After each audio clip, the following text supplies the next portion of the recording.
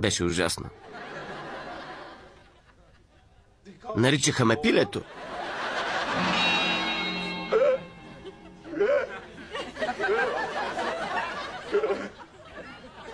В пети клас се сбих. Не беше точно бой. Ричард Данвил ме охапа по носа и аз паднах. Остана ми белег, виждаш ли го? Да, виждам белега.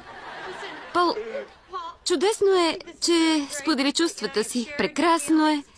Но какво ще кажеш да поделим и малко храна? Не, сега не мога да ям. Какви ги говориш? Ти много обичаш пържено пиле. Пиле? Пилето! Извинявай, не го направих нарочно, извинявай. Здравей, върнах се. Имам да ти разказвам още много, написах всичко. Чудесно. Не, всъщност...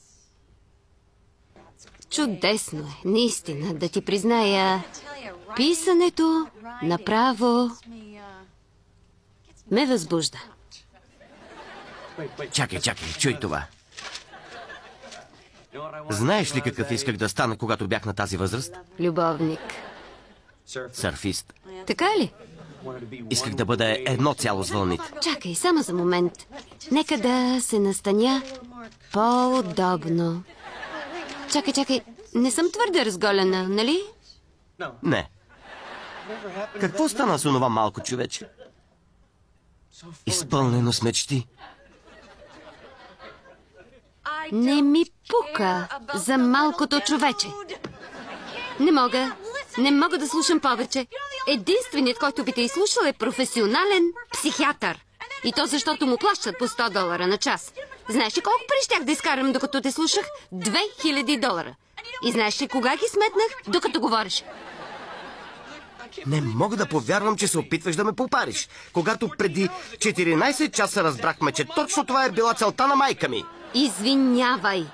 Извинявай, нямах намерение да те попарвам. Наистина.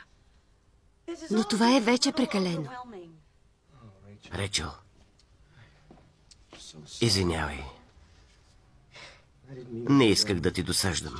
Просто когато тези порти се отворят, трудно се затварят. Но сега са затворени. Затворени са. Повярвай ми. Радвам се, че сподели с мен. И се радвам, че приключи. Какво ще кажеш да... С удоволствие.